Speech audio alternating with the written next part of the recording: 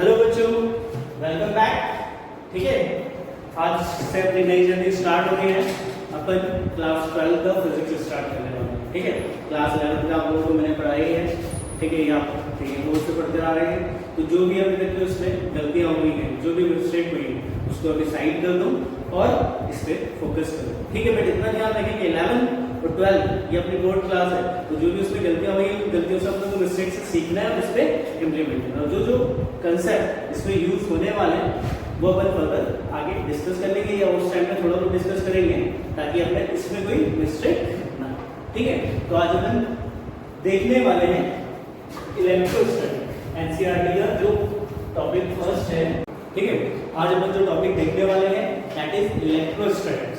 Okay, अब अपन बात करेंगे इलेक्ट्रोस्टैटिक एक बहुत बड़ा क्वेश्चन है 12th क्लास का, जिसका अच्छा खासा वेटेज है, क्वेश्चंस भी खूब आते हैं। तो उसका जो एनसीईआरटी का सब पार्ट है chapter 1 that is electric charge and field, उसमें भी आज अपन इलेक्ट्रिक चार्ज देखेंगे, फील्ड को अपन डिस्कस करेंगे नेक्स्ट क्लास में। ठीक है, क्योंकि आज अपनी इंट्रोडक्टरी क्लास है। अब अपन बात करते हैं ये जो इलेक्ट्रोमैग्नेटिज्म में ये पार्ट है, किसका पार्ट है? एक ह्यूज टॉपिक है दैट इज इलेक्ट्रोमैग्नेटिज्म। ठीक है, इलेक्ट्रोमैग्नेटिज्म को अपनों ने या फिजिक्स में इलेक्ट्रोमैग्नेटिज्म दो पार्ट में डिवाइड है। पहला जो पार्ट है that is electrostatic and other में जो पार्ट है that is electrodynamic. Is that clear? Electrodynamic. ठीक है, अब बात आती है इलेक्ट्रोस्टैटिक क्या होता है। मैं जैसे आपको बोलता आ रहा हूँ कि जो भी टॉपिक आप पढ़ रहे हो फर्स्ट ऑफ ऑल आपको पता होना चाहिए इस टॉपिक का मतलब क्या, तो आपको उसको रिलेट करने में समझने में इजी होगा। जैसे हम बात कर रहे हैं इलेक्ट्रोस्टैटिक्स है, तो इसमें एक वर्ड यूज हो रहा है इलेक्ट्रो, तो आपको समझ में आ गया कि समथिंग रिलेटेड टू इलेक्ट्रिसिटी या करंट। ठीक है, या चार्ज। ठीक है, अब बात आती है इसमें वर्ड आ रहा है स्टैटिक। तो स्टैटिक मतलब क्या होता है? मैंने अपने लेवल को बताया था, या आप लेवल को पढ़ते आ रहे हो, याद करो। स्टैटिक मतलब कोई चीज स्टे करना, स्टे करना मतलब रेस्ट। तो अपन यहाँ स्टडी करेंगे किसकी? चार्जेस की। Charge at rest. चार्ज जब कहाँ पर रहेंगे? रेस्ट पर रहेंगे, तब अपन स्टडी करेंगे। तो वो पार्ट का होगा किसमें? इलेक्ट्रोस्टैटिक। Is that clear? फिर बात आती है इलेक्ट्रोडायनामिक। तो फिर हम लोग पढ़ रहे थे डायनामिक का मतलब बात की थी। डायनामिक का मतलब क्या होता है? जब कोई चीज मूव करती है, तो जब चार्जेस कहाँ रहेंगे? चार्ज मोशन में रहेंगे, ये स्टडी करेंगे अपन चार्ज की, वो टॉपिक किसमें आएगा? इलेक्ट्रोडायनामिक। अब चार्जेस मूव होने लगे, is that clear? Charge move हो रहा है तो वहां पे एक नया कंसेप्ट आ जाएगा, मतलब इलेक्ट्रोडायनामिक्स में अपन स्टडी करेंगे चार्ज को मोशन में। ठीक है, देन अपन बात करेंगे कि यहाँ पे नया कंसेप्ट आ जाएगा, कौन सा आ जाएगा? मैग्नेटिज्म का। क्या आ जाएगा? मैग्नेटिज्म का कंसेप्ट आ जाएगा। उसके बाद फिर बहुत सारी चीजें आने लग जाएंगी, इलेक्ट्रोमैग्नेटिक वेव आ जाएगा, मैथमेटिकल इंडक्शन वगैरह आ जाएगा। तो pause the video and note it down. तो क्या बात समझ में आई कि इलेक्ट्रोमैग्नेटिज्म की अगर अपन बात करेंगे इस टॉपिक की, तो ये डिवाइडेड है दो पार्ट में। पहला पार्ट आया दैट इज इलेक्ट्रोस्टैटिक, जो अपन स्टडी करने वाले हैं। दूसरा पार्ट आया इलेक्ट्रोडायनामिक। इलेक्ट्रोस्टैटिक मींस जब अपन चार्जेस को स्टडी कर रहे हैं, तब स्टडी कर रहे हैं जब चार्जेस रेस्ट पे रुके।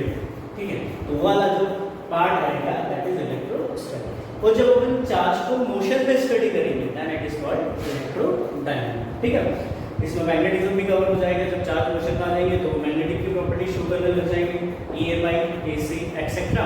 और जो बचा हुआ पार्ट है वो आ जाएगा आपके, ये जो पार्ट आ रहा है ये आ रहा है क्वांटम फिजिक्स में। वाला जो बचा हुआ पार्ट आएगा वो किसमें आ जाएगा? मॉडर्न फिजिक्स में। इस तरीके से आपका क्लास 12 का टॉपिक या क्लास 12 का फिजिक्स कवर होगा। Is that clear? ठीक है, तो आते हैं अपन अपने चैप्टर 1 पे।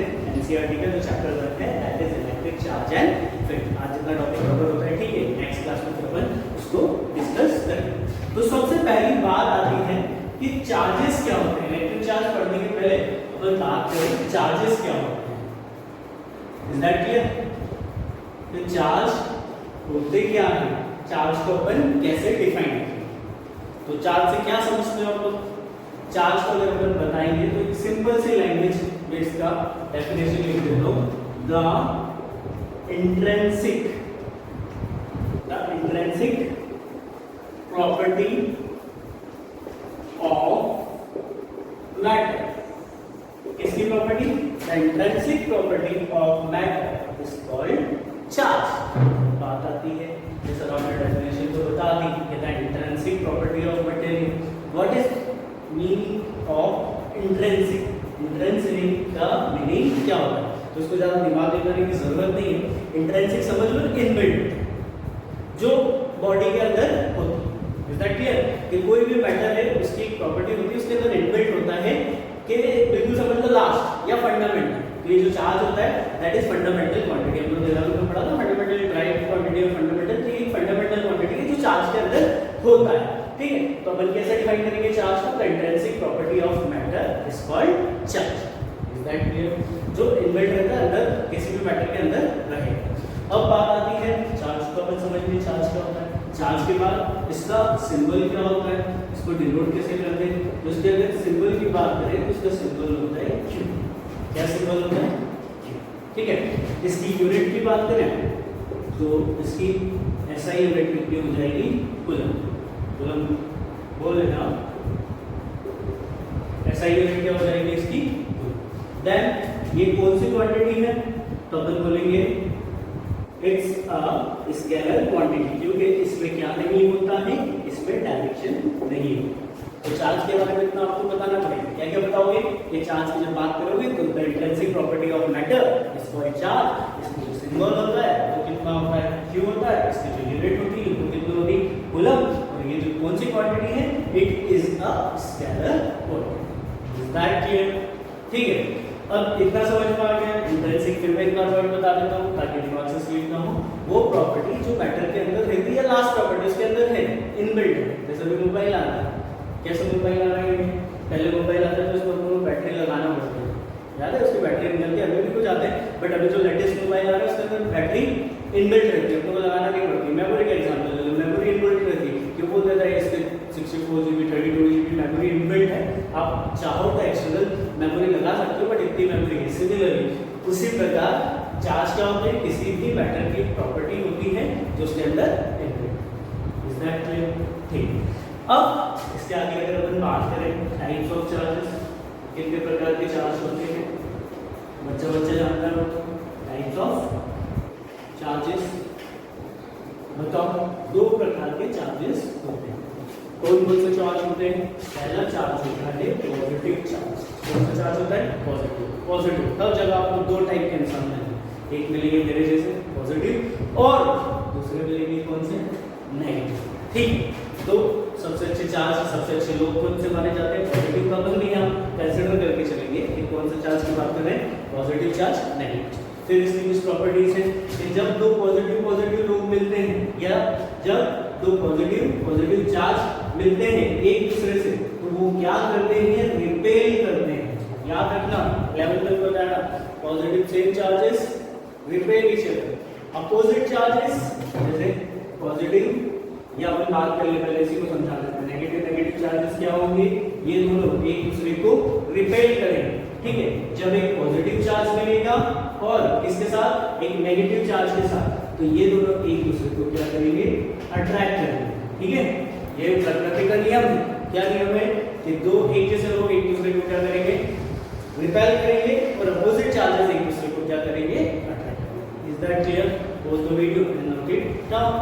तो बच्चों क्लियर हुआ क्या होता है चार्जेस, कितने टाइप के होते हैं? ठीक, अब अपन बात करते हैं next topic, that is conservation of charge. किसकी बात कर रहे हैं अपन? Conservation of charge. इसका भी थोड़ा परिचय तो देखें ना, भावनाओं को समझना। ओके, ये तो ठीक है। कंजर्वेशन ऑफ चार्ज, तो conservation of charge, law of conservation में पढ़कर आगे हम क्लास में चिल्ला के आपको पढ़ाया था। Law of conservation of energy क्या बोलता है? Energy neither be created nor be destroyed. ठीक है, सेम कंजर्वेशन मतलब कोई चीज को अपने को क्या करना है? संभाल कर रखना है। तो चार्जेस की बात कर रहे हैं, charges neither be created, charges को अपन बना नहीं सकते, nor be destroyed. Is that clear? ये आपका कहना है कि चार्जेस को ना ही हम अपनी तरफ से उत्पन्न कर सकते हैं, ना ही हम उसका विनाश कर सकते हैं। Is that clear? So this is called conservation of charge. अब अपन बात करें, इसका नेक्स्ट पॉइंट आया कि जो चार्जेस रहेंगे या number of charges in an isolated system is constant. Second point क्या निकल रहा है कि जो भी नंबर ऑफ चार्जेस हैं किसी आइसोलेटेड सिस्टम वो क्या रहेगा, कांस्टेंट। बात आती है एक एक चीज पे मैं जोर डाल रहा हूं, एक चीज पे तवज्जो डाल रहा हूं कि आप समझो, कोई भी चीज रटना नहीं है, कोई भी डेफिनेशन रटना नहीं, समझना है। क्योंकि अगर समझ गए तो लाइफ लॉन्ग आपके साथ रहेगी, और रटोगे तो बस एक साथ तो बेटर है इसको समझो। आइसोलेटेड मैंने 11th में मतलब बताया था आपको, या आप लोग पढ़कर आ जाओ। आइसोलेटेड वो लोग होते हैं जो दुनियादारी से अलग है, अपने आप को किसी से कोई मेल जोल बंद करके रखे, एक कमरे के अंदर बंद। फॉर एग्जाम्पल सपोज करो एक रूम है, मैं इसके अंदर बंद हो गया, किसी से मिलना जुलना नहीं, जो भी बोल रखा है आपको गवर्नमेंट आपसे अपील कर रही है कि ड्यूरिंग क्वारंटाइन या ड्यूरिंग कोविड जो वायरस चल रहा है तो आपको क्या करना है, क्वारंटाइन मतलब कि किसी से मिलना नहीं, घर के अंदर हो, जब जरूरी हो तो बाहर निकलो, अन्यथा बाहर मत निकलो। सेम चीज आइसोलेटेड का मतलब वही है। इससे बेस्ट एग्जांपल मैं आपको दे नहीं सकता कि ये जब किसी सिस्टम की बात करें, ना बाहर का कोई अंदर आएगा ना अंदर का कोई बाहर जाएगा, ठीक है। क्वारंटाइन करना वही होगा, ठीक है। तो इस पे जो चार्जेस रहेंगे, सपोज कि एक बॉक्स है, एक सिस्टम आइसोलेटेड, अंदर का बाहर का कोई भी अंदर नहीं आएगा और अंदर का कोई भी बाहर नहीं जाएगा। इसके अंदर जो चार्जेस हैं वो क्या रहेंगे, कांस्टेंट। जैसे ये चार्ज Q1 है, ये Q2 है, ये Q3। इसका अपन मान लेंगे ये कितना आ रहा है, 2 कूलम आ रहा है, ये आ रहा है 3 कूलम, ये आ रहा है 2, ठीक है। तो वो हमेशा क्या रहेंगे, कांस्टेंट। जैसे हम बात करें, आप लोगों को एक एग्जांपल दे दिया, ये एग्जांपल दिया कि दो आइसोलेटेड सिस्टम है जिसमें नंबर ऑफ चार्जेस क्या है, और मतलब टोटल नंबर ऑफ चार्जेस क्या है, सेम है। तो यहाँ पे आपको Q1 दे रखा है 3 कूलम, Q2 दे रखा है कितना दे रखा है, Q2 1 कूलम, वो बोल रहा है फाइंड करो Q3 कितना होगा। तो सबसे पहले अपन इसके टोटल नंबर ऑफ चार्जेस निकालते हैं। टोटल चार्जेस में कितने हो जाएंगे, Q1 plus Q2 plus Q3, that is कितना हो जाएगा, 2 plus 3 plus 1, 6 coulomb total charge आ रहा है इसके ऊपर। इसके ऊपर मतलब इसकी वैल्यू निकाली, यहाँ का टोटल चार्ज बराबर है इसके टोटल चार्ज के, तो बराबर हो जाएगा Q1 plus Q2 plus Q3। यहाँ टोटल चार्ज कितना आ रहा था, 6 कूलम, यहाँ कितना आया 3 प्लस 1, ये क्वेश्चन था, ठीक है। तो 3 plus 1 is 4, 4 minus 6, 4 minus 6, 4 minus 6, यहाँ पर क्या आ जाएगा Q3, that is that clear. तो क्या बोला कंजर्वेशन ऑफ चार्ज में, कंजर्वेशन ऑफ चार्ज ने ये बोला कि जो चार्जेस रहते हैं neither be created nor be destroyed. Second चीज इसमें होता है कि नंबर ऑफ चार्जेस जो रहेंगे किसी भी आइसोलेटेड सिस्टम में वो क्या रहेंगे, कांस्टेंट। मतलब ना वो चार्जेस का आदान करेगा, ठीक है, ना प्रदान। प्रदान मतलब जाना, आदान मतलब आना। Is that clear. ना कोई जाएगा ना कोई आएगा। Is that clear. Pose the video and करें स्टार्ट, आगे बढ़े बेटा, ठीक है। क्या क्या पढ़ लिया हमने, सबसे पहले बात की हम लोगों ने चार्ज की। चार्ज कैसे होते हैं, क्या होते हैं, intrinsic property of a material या intrinsic property of a material matter is called charge, ठीक है भैया। अच्छा, ये चार्ज होता है। यूनिट क्या होती है चार्ज की, सर चार्ज की यूनिट होती है, क्या होती है बताओ, कूलम। क्या यूनिट होती है चार्ज की, कूलम, ठीक है। कौन सी क्वांटिटी होती है, स्केलर होती है, वेक्टर क्वांटिटी होती है। स्केलर क्यों स्केलर होती है, क्योंकि उसमें डायरेक्शन नहीं होता, अगर डायरेक्शन आ जाता तो वो क्या हो जाती है, वेक्टर क्वांटिटी। तो चार्ज क्या है, इट्स अ स्केलर क्वांटिटी। फिर उसके बाद बात की सिंबल, क्या होता है इसका सिंबल, इसका सिंबल होता है क्यू। कौन सा Q, capital. Is that clear. फिर उसके बाद हमें लास्ट टॉपिक हमने देखा कंजर्वेशन। तो चार्ज क्या होते हैं, कंजर्व होते हैं, मतलब जो टोटल नंबर ऑफ चार्ज होते हैं किसी आइसोलेटेड सिस्टम के वो कांस्टेंट। Is that clear. आगे इसके क्वेश्चंस मिलेंगे आपको, रेक्टिफायर्स की जो एप्लीकेशंस हैं ट्राई करना, तो हम देखते हैं। अब अपन अपने नेक्स्ट टॉपिक पे आते हैं, that is quantization. Next topic कौन सा है, क्वांटाइजेशन, क्वांटाइजेशन ऑफ चार्ज, ठीक है। क्या होता है क्वांटाइजेशन ऑफ चार्ज, मैं बार बार आपको बोलता आ रहा हूँ, क्या बोलता आ रहा हूँ, कि कोई भी नया वर्ड आता है डरने की जरूरत नहीं है, उसको ब्रेक करो और समझो। अंग्रेजों की पॉलिसी, क्या पॉलिसी थी, डिवाइड एंड रूल, ठीक है। तो समटाइम अपन हर चीज के अंदर आपको बताओ ना, जैसे हर चीज के दो मतलब है, दो मीनिंग है, तो अपन पॉजिटिव वाला ले लो, नेगेटिव वाला अवॉइड करो। तो यहाँ पे भी अगर उसके ऊपर डिवाइड एंड रूल पे काम करते हैं, इसको ब्रेक कर दो, तो तो आप देखोगे इसमें एक वर्ड आ रहा है दैट इज क्वांटिटी। ठीक है, क्वांटिटी क्या होता है? क्वांटिटी को अपन बोलते हैं अवेलेबल अमाउंट। अब किसकी बात चल रही है? चार्जेस की। तो क्वांटाइजेशन ऑफ चार्जेस क्या हो जाएगा? Available amount of charges. Is that clear? बहुत सिंपल शब्दों में बताया। तो क्या बताया कि क्वांटाइजेशन ऑफ चार्ज क्या होता है? बुक में बहुत लंबी चौड़ी डेफिनेशन लिखी है, कुछ भारी भारी वर्ड भी है। ठीक है, और उसको सिंपल मैंने बोला इसके ऊपर इसको ब्रेक करो, पढ़ो। क्वांटाइजेशन का मतलब होता है क्वांटिटी से रिलेवेंट है, मतलब एक्चुअली पुटिंग क्वांटिटी नहीं होता बट रिलेवेंट है क्वांटिटी से। ठीक है, क्वांटिटी क्या होता है? जो भी चीज़ नंबर बताती है, नंबर बताती है उसको अपन बोलते हैं क्वांटिटी। आप लोगों को मैं एग्जाम्पल देता रहता हूँ कंटिन्यूसली। सपोज अपन किसी शॉप पे गए, अपन कुछ बिग आइटम चाहिए, तो अपन उसको क्या बोलेंगे? फॉर एग्जाम्पल ये पेन का एग्जाम्पल ले लेते हैं। पेन हाथ में है, भैया पेन दे दो, तो बोलेंगे कितने चाहिए? तो आप बताओगे एक चाहिए, दो चाहिए, तीन चाहिए। तो बोलोगे पेन दे दो, कितने? ना वो समझ पाएगा ना बोल पाओगे, तो आपको एक स्पेसिफिक क्वांटिटी बताना पड़ेगा। तो यहाँ पे भी चार्ज जो है इनकी एक पर्टिकुलर क्वांटिटी है। ऐसा नहीं है कि कुछ भी अनाप शनाप के उलझ जुलझ, ये वर्ड मैंने भी सुने थे। ठीक है, जिसको मैं यूज कर रहा हूँ, तो कुछ भी रैंडमली नहीं होता, या रैंडम नहीं है, एक फिक्स क्वांटिटी होती है चार्ज की। तो वो अपन बात करेंगे किसमें? Quantization of charge. तो सबसे पहले मीनिंग निकल कर आया। क्वांटाइजेशन क्या होता है? Relevant to quantity. क्वांटिटी मतलब अगर इस पूरे को डिफाइन कर ले तो अवेलेबल अमाउंट ऑफ चार्ज। ठीक है, अवेलेबल अमाउंट ऑफ चार्ज को अपन क्या बोलेंगे? जब चार्जेस की स्टडी करेंगे कितनी क्वांटिटी में है तो उसको अपन बोलेंगे क्वांटाइजेशन। अब मुद्दे की बात, ये दूसरी डेफिनेशन कि क्या the smallest charge, the smallest charge world की बात करो in the world is the smallest charge can exist independently. अभी मतलब बताऊंगा, इंडिपेंडेंटली इज 1 इलेक्ट्रॉन। सबसे छोटा चार्ज जो पूरे ब्रह्मांड में है, फिजिक्स के ब्रह्मांड में जो सबसे छोटा चार्ज है वो कितना है? 1 इलेक्ट्रॉन।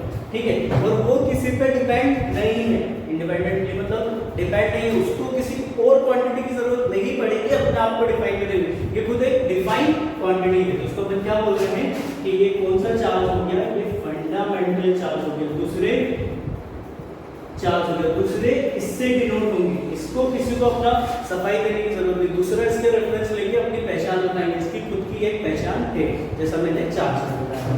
तो 1 इलेक्ट्रॉन की जो वैल्यू होती है वो होती है 1.6 into 10 to the power -19 coulomb. Is that clear? क्या बोला मैंने? सबसे पहले क्वांटाइजेशन की बात करी। क्वांटाइजेशन ऑफ चार्ज क्या होता है? क्वांटाइजेशन ऑफ चार्ज होता है अवेलेबल अमाउंट ऑफ चार्ज, कितने चार्जेस हैं। फिर मैंने बोला कि जो सबसे छोटा चार्ज पूरे यूनिवर्स में है वो कौन सा एग्जिस्ट कर सकता है? वो इंडिपेंडेंटली एग्जिस्ट कर सकता है। इलेक्ट्रॉन जो होता है सबसे छोटा चार्ज होता है। मैंने इसको इंडिपेंडेंटली क्यों बोला? क्योंकि इसको किसी सहारे की जरूरत नहीं पड़ती। कैसे सहारे की जरूरत नहीं पड़ती? इसकी खुद का एक डिफाइंड वर्ड है 1 इलेक्ट्रॉन, बट दूसरे इसके रेफरेंस आ जाते हैं। दूसरे चार्जेस बताना है तो वो चार्ज अपने आप को कैसे बताएंगे? 2/3 टाइम्स ऑफ ई, या 1/2 ऑफ ई, या 3 टाइम्स ऑफ ई। तो ई क्या है? 1 इलेक्ट्रॉन, जिसकी वैल्यू कितनी होती है? 1.6 into 10 to the power -19।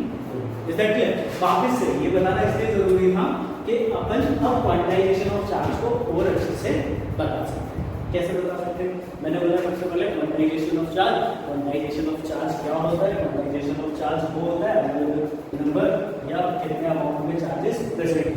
अब इसके अंदर अपन एनसीईआरटी की डेफिनेशन पे जाए तो वो बोलता है द इंटीग्रल मल्टीपल, मतलब इसका शॉर्ट से लिखें इंटीग्रल, समझना फिर मैं मतलब बताता हूँ। इंटीग्रल मल्टीपल ऑफ इलेक्ट्रॉन, किसी भी इलेक्ट्रॉन क्या होता है ये यहाँ बता दिया। उसका जो क्वांटाइजेशन ऑफ चार्ज को लेकर के वो इंटीजर के मल्टीपल में रहेगा इलेक्ट्रॉन, तो उसको अपन क्या बोलेंगे? क्वांटाइजेशन। जैसे मैंने एग्जांपल लिया पेन का, आप पेन लेने जाओगे, ठीक है, पेन लेने जाओगे तो उसको आप क्या बोलोगे? भैया एक पेन ले, भैया 2 पेन ले, भैया 3 पेन ले, ऐसे नंबर बताओगे। भैया n पेन ले, आप ये नहीं बोलोगे भैया 2.5 पेन ले, पौने 2 पेन ले, कहानी समझ पा रही है?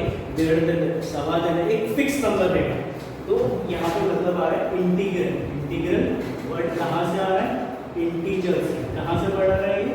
इंटीजर से। इंटीग्रल क्या होता है? याद होगा आपको, माइनस इन्फिनिटी से लेके कहाँ तक के जाते हैं? ये जाते हैं 1 2 3 फिर अपनी समझ आ रही है। तो इंटीजर मल्टीपल फिर इसका इंटू होगा, जैसे 1 इलेक्ट्रॉन 2 इलेक्ट्रॉन 3 इलेक्ट्रॉन। तो क्वांटाइजेशन ऑफ चार्ज क्लियर होगा थोड़ा थोड़ा। Integral multiple of electron. Electron कितने हैं जो उसका क्वांटिटी बताएगा, वो क्वांटिटी किसको बताएगा? इंटीजर्स को, जो आप पढ़कर आ रहे हैं। Is that clear? अब चार्जेस को आने के पहले बात करें, ये मैंने समझा दिया कि ऐसा ऐसा होता है। अब जो चार्जेस होते हैं, ठीक है, कौन कौन से होते हैं मैंने बताया था, या तो पॉजिटिव होगा या क्या होगा? नेगेटिव। पॉजिटिव चार्ज को अपन बोलते हैं प्रोटॉन। पॉजिटिव चार्ज को क्या बोलते हैं? प्रोटॉन। और जो नेगेटिव चार्ज रहता है उसको बोलते हैं इलेक्ट्रॉन। और इलेक्ट्रॉन जो होता है वो स्मॉलेस्ट पार्ट, स्मॉलेस्ट चार्ज होता है as well as independent. Is that clear? तो अब प्लस प्लस में ले रहे हो, वहां पे जाके आप नेगेटिव में बोल सकते हो कि भैया -1 ये देना, भैया -2 ये देना, भैया -3 ये देना, भैया -n ये देना, एंड सो ऑन। तो उसको जब सम अप करके लिखा तो क्वांटाइजेशन ऑफ चार्ज को आप कैसे डिफाइन करोगे? इसको डिफाइन करोगे प्लस माइनस n बोले तो इंटीग्रल मल्टीपल, इसका फॉर्मूला बना n बोले तो इंटीग्रल मल्टीपल ऑफ इलेक्ट्रॉन। तो ये आपका क्या आ गया? क्वांटाइजेशन ऑफ चार्ज की। Is that clear? इसकी जो एप्लीकेशंस है वो मतलब बाद में करेंगे, कुछ एग्जांपल्स देंगे, समझना ये समझना आता है तो डिस्कस करेंगे। ठीक है, थोड़ा थोड़ा आया होगा। क्या लिखा है? Quantization of charge it is denoted by q is equals to plus minus times of n e, where q is what? q को अपन बोल दो क्वांटाइजेशन, प्लस माइनस ये आपके नंबर बताएगा, n इंटीजर e क्या बताएगा? Is that clear? Plus minus इसमें लगा क्योंकि उसमें प्रोटॉन भी होंगे, पॉजिटिव चार्ज भी होंगे, नेगेटिव चार्ज भी होंगे, जो भी आए तो प्लस माइनस n ये आपका हो जाएगा quantization of charge. Is that clear? इसकी एप्लीकेशन है जिसमें फिर इसको न्यूमेरिकल है, आपको डायरेक्ट दो वैल्यू दी होगी, सिंपल से पुट करना आंसर। Is that clear? अब इसके बाद अपन बात करते हैं चेंज ऑफ चार्जेस के। चार्जेस ट्रांसफर कैसे होते हैं, किस किस तरीके से चार्ज एक बॉडी से दूसरी बॉडी में ट्रांसफर होते हैं। ठीक है, तो क्या क्या होता है चार्जेस ट्रांसफर के बेस क्या क्या है? पहला जो आया दैट इज कंडक्शन। पहला कौन सा है? कंडक्शन। अब बात आती है कंडक्शन क्या होता है। ठीक है, तो हम लोग पढ़ते हुए आ रहे हैं ये चीज बार-बार बोलना आर पढ़ते जा रहे हैं क्योंकि आपको मैंने पढ़ा इसलिए मैं बता रहा हूँ। क्या होता है नहीं पढ़ा तो बाकी में भी। कंडक्शन मतलब जब कोई चार्ज एक बॉडी से दूसरी बॉडी में कंडक्ट है, कंडक्ट कैसे करेगा? टच करना। इसको सिंपल डाल लो कि आपको याद रहे, टच करना। When one body touch another body तो चार्जेस क्या होने लग जाएंगे? फ्लो होने लग जाएंगे। बहुत सारे एग्जाम्पल, ठीक है, 11th क्लास में कुछ एग्जाम्पल देखे होंगे। अभी लेटेस्ट एग्जाम्पल लेते हैं, वापस से आते हैं कोरोना कैसे फैल रहा है। ठीक है, एक तरीका जो उसके वे ऑफ कम्युनिकेशन का मतलब फैलने का एक तरीका जो है उसके संक्रमण फैलना है, टच करना है। किसी के हाथ में चार्जेस है, किसके चार्जेस है या संक्रमण है, कोरोना के आप लोग इसमें से हेड को क्या करा? चेक करा, तो जो उसके चार्जेस थे या जो उसके संक्रमण थे वो आपके पास आ गए। तो जब एक बॉडी क्या बोलो दूसरी बॉडी को टच होगी तो जो ए के चार्जेस है वो कहाँ ट्रांसफर हो जाएंगे? बी में चार्ज हो जाएंगे। That is called conduction. Is that हमने 11th क्लास में भी पढ़ा था कैसे कंडक्शन हो रहा था। कंडक्शन हो रहा था कि पर्टिकुलर एक बॉडी गर्म हो रही थी, उसके चार्ज गर्म हो रहा था, दूसरे से कनेक्ट करती। अगर कंडक्टिंग मटेरियल है, condition is that conducting material होना चाहिए। कंडक्टिंग मटेरियल हो तो यहाँ से चार्ज फ्लो होकर दूसरी बॉडी में हो जाएंगे। अगर नॉन कंडक्टिंग है या इंसुलेटिंग है या कुछ भी है तो कंडक्शन नहीं है। इसके लिए जरूरी है कि जो उससे कनेक्ट हो रहा है वो कौन सा मटेरियल हो? Conducting material. Is that? तो कंडक्शन की सबसे बड़ी चीज क्या है कि टच में होनी चाहिए। अगर टच में होगा तो कंडक्शन होगा, अदरवाइज कंडक्शन पॉसिबल नहीं है। पहला भी ये है कि चार्ज कैसे ट्रांसफर होगा। Is that clear? ठीक है, दूसरा एग्जांपल ले लेते हैं। जैसे स्विच बोर्ड है तो आपको बचपन से ही सिखाया जाता है। क्या सिखाया जाता है? स्विच बोर्ड है तो उसमें आप पेन वगैरह लगाते हैं तो कोई भी ऐसी चीज़ ना लें जो कंडक्टर में लाइक आयरन का पीस ना लें, या कुछ ऐसी चीज़ ना लें जिसमें चार्जेस लो, वुड यूज़ करो, प्लास्टिक यूज़ करो। वुड और प्लास्टिक क्यों यूज़ करते हैं? इट एक्ट एज अ, कैसा एक्ट करता है वो? इंसुलेटर करता है, तो उसमें चार्जेस फ्लो नहीं होते, इसलिए आपको करंट नहीं लगता। बोला जाता है ना, आगे वाले बोलते हैं कि जब भी स्विच में हाथ लगाओ तो पैर में स्लीपर पहनो। स्लीपर किस मटेरियल की होती है? रबर की, तो उसमें आपको कंडक्शन नहीं। Is that clear? फर्स्ट जो प्रोसेस है दैट इज कंडक्शन। उसमें भी ठीक है।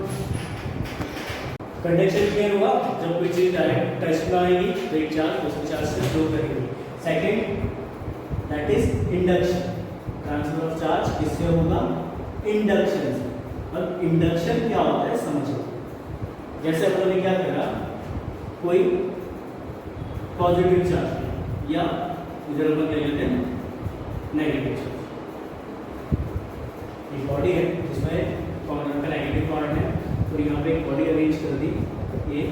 तो अब क्या होगा, इस बॉडी के जो चार्ज है अगर यहाँ नेगेटिव है तो अपन प्रॉपर्टी पढ़ते जा रहे हैं। क्या प्रॉपर्टी पढ़ते जा रहे हैं? दो टाइप के चार्ज रहते हैं, ठीक है, ये तो पहले था। अच्छा, वो क्या करते हैं? अगर सेम टाइप के चार्ज रहते हैं, positive positive repel each other, negative positive attract each other. अगर यहाँ नेगेटिव है तो यहाँ पे एक प्रॉपर्टी लगेगी जो अपन आगे जाके पढ़ने वाले हैं, कौन सी? पोलराइज।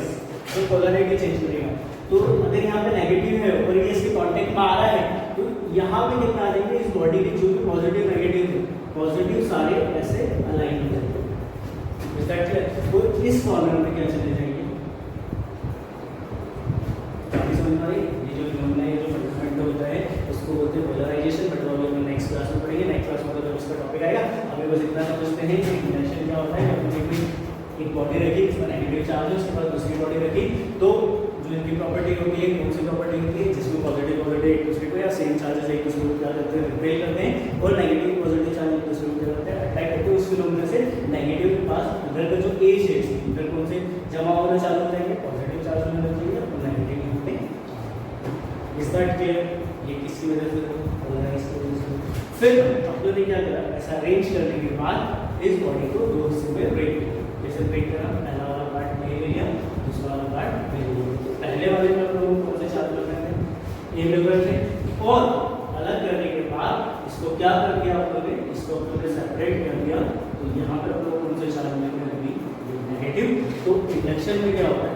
आप लोग को जिन जिन चार्ज चाहिए, सपोज यहाँ पर भी आप लोग सेपरेट करना था, प्लस माइनस, तो हमें नेगेटिव चार्ज वाली बॉडी लाइन उसको पास में रखा, टच नहीं करा, थोड़ी दूरी पर रख दिया। तो ये इसको क्या करेगा? अपनी तरफ लुझाएगा, अपनी तरफ इन्फ्लुएंस करेगा। इन्फ्लुएंस करेगा तो क्या होगा?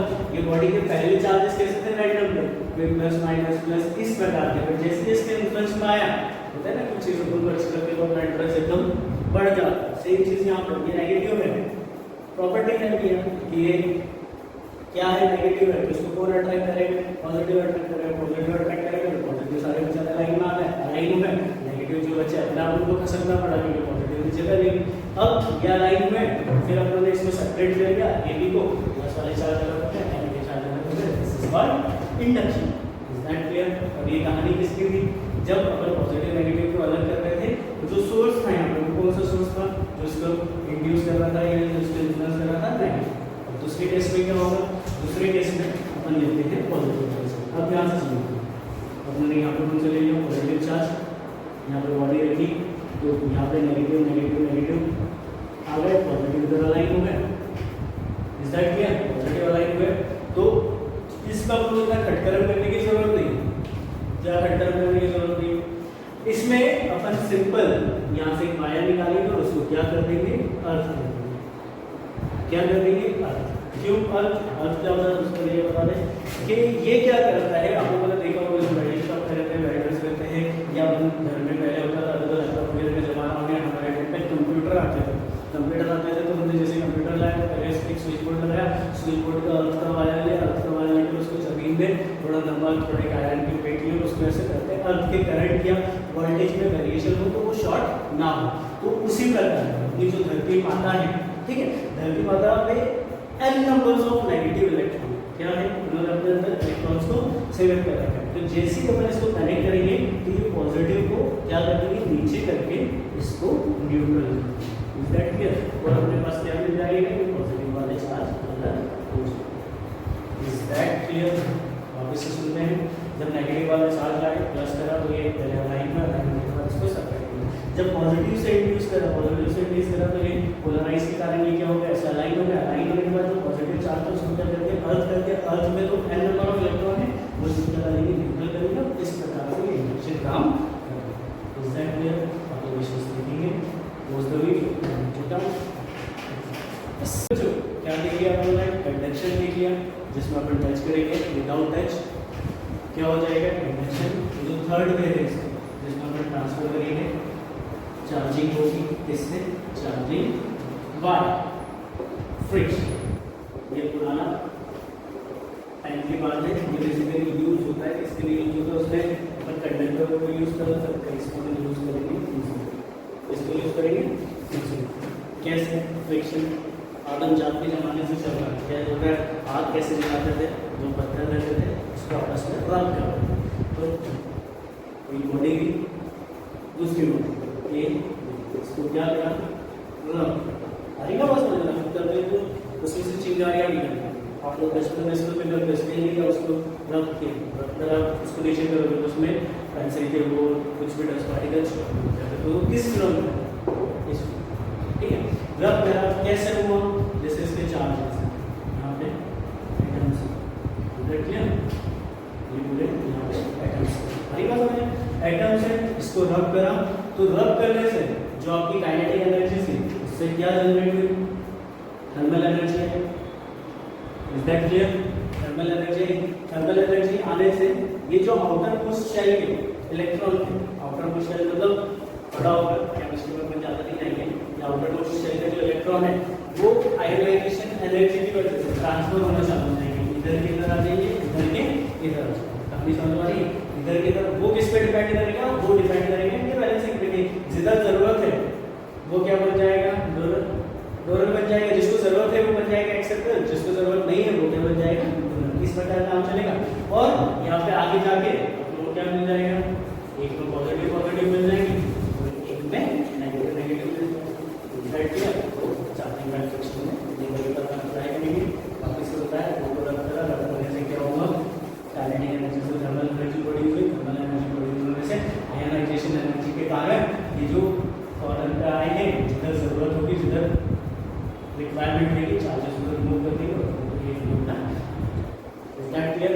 क्या कर लिया, कंडक्शन, देन कंडक्शन के बाद बोल लिया बड़ा कंडक्शन के बाद। अब इसमें एक चीज और याद रखना, जब भी क्या होगा ट्रांसफर होगा, ये बहुत इंपॉर्टेंट बात बता रहा हूं बेटा। हाँ, जब भी क्या होगा ट्रांसफर होगा, ट्रांसफर ऑफ इलेक्ट्रॉन होगा, तो एक चीज याद रखना, इलेक्ट्रॉन अकेला नहीं जाएगा, ट्रांसफर ऑफ इलेक्ट्रॉन के साथ साथ क्या होगा, मास ऑल्सो ट्रांसफर। कैसे भाई, अब इलेक्ट्रॉन है उसको कुछ ना कुछ वेट तो होगा, इलेक्ट्रॉन ऐसा करेंगे कुछ ना कुछ माइक्रो में कुछ उसका वेट होगा, तो कुछ ना कुछ वेट होगा। जो इलेक्ट्रॉन इधर से उधर जा रहे हैं, उधर से उधर आ रहे हैं, वो अपने साथ अपना वेट भी कर रहे हैं, भले ना बराबर नेग्लिजिबल मास होगा, कुछ ना कुछ तो मास होगा, तो मास और उसको क्या होगा, क्लियर? अरे बात समझ में तो ठीक है। आज जो पढ़ा है हमने सबसे पहले क्या पढ़ा था, एक बार हम रिवाइज करते थे। सबसे पहले आज हमने देखा था फिजिक्स को शुरू से उठाया था कि इलेक्ट्रोस्टैटिक क्या होता है। इलेक्ट्रोस्टैटिक उठाने के लिए थोड़ा सा और पीछे गए। इलेक्ट्रोस्टैटिक पार्ट है, किसका पार्ट है, इलेक्ट्रोमैग्नेटिज्म का। इलेक्ट्रोमैग्नेटिज्म को दो पार्ट में डिवाइड किया था। पहला पार्ट था इलेक्ट्रोस्टैटिक, दूसरा पार्ट था इलेक्ट्रोडायनामिक। इलेक्ट्रोस्टैटिक मतलब जब चार्जेस को अपन स्टडी कर रहे थे टाइप में रेस्पेक्ट, इलेक्ट्रोडायनामिक जब अपन चार्जेस को मोशन पे स्टडी कर रहे थे वो पार्ट आ जाता है इलेक्ट्रोडायनामिक। अब चार्जेस जब मोशन में आएंगे तो क्या होगा, चार्जेस मोशन में आएंगे तो वहाँ पर मैग्नेटिज्म का कंसेप्ट आ जाएगा। तो उसके बाद हमारा इलेक्ट्रोमैग्नेटिक इंडक्शन को भी स्टडी करना है, किसमें, इलेक्ट्रोडायनामिक। फिर इसका एसी वगैरह वो सब उसमें जो बचा कुचा है ट्वेल्थ का वो अपन स्टडी करेंगे फिर मॉडर्न फिजिक्स। फिर अपने देखा कि जो चार्जेस होते हैं वो कंजर्व होते हैं, तो कंजर्वेशन करना पड़ेगा। फिर अपने बात की क्वांटाइजेशन की Q equals to plus minus n, मतलब जो चार्जेस रहते हैं वो ट्रांसफर होते हैं उसके क्वांटिटी पर्टिकुलर नंबर। फिर उसके बाद कैसे ट्रांसफर होते हैं, एक बॉडी से दूसरी बॉडी में कैसे आता है। पहला होता है टच, मतलब कंडक्शन, विदाउट टच इंडक्शन, और रब करने से उसको क्या बोलते हैं, फ्रिक्शन। क्लियर? अब अपन नेक्स्ट क्लास में फिर पढ़ेंगे कूलम्स